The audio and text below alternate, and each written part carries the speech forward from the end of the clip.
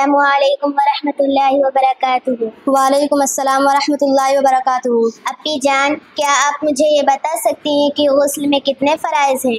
जी हाँ, हम ज़रूर बता सकते हैं। गुस्ल में 3 फ़राइज़ हैं।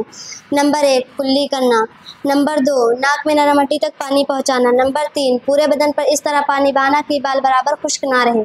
आपका बहुत बहुत शुक्रिया। अप्पी जान, क्या आप मुझे ये भी बता सकती हैं कि गुस्ल में कितनी सुन्नतें हैं? जी हाँ, हम ज़रूर बता सकते हैं। गुस्ल में 12 सुन्नतें हैं।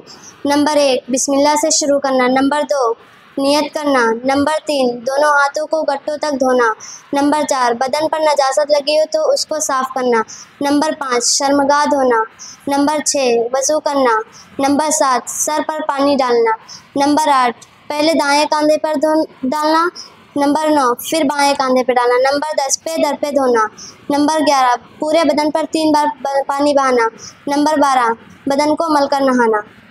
अप्पी जान, क्या आप मुझे ये भी बता सकती हैं कि गुस्ल में मुस्तहबात यानी पसंदीदा चीज़ें कितनी हैं? जी हाँ, हम ज़रूर बता सकते हैं। मुस्तहबात यानी पसंदीदा चीज़ें 6 हैं। नंबर 1 बरहना हालत में गुस्ल करते वक्त क़िबले की तरफ रुख ना करें। नंबर 2 बहुत ज़्यादा पानी ना बहाएं और ना ही इतना कम बहाएं कि गुस्ल अच्छी तरीके ना हो सके। नंबर 3 गुस्ल ऐसी जगह करें कि कोई ना देखे। नंबर 4 गुस्ल करते वक्त बातें ना करें। नंबर 5 गुस्ल करने के बाद अपने बदन को किसी कपड़े से पोंछ डालें।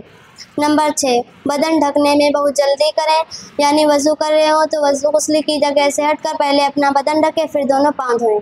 आपका बहुत बहुत शुक्रिया। अब मैं चलती हूँ। अस्सलामुअलैकुम वरहमतुल्लाहि। वालेकुम अस्सलाम वरहमतुल्लाहि वबरकातुहू।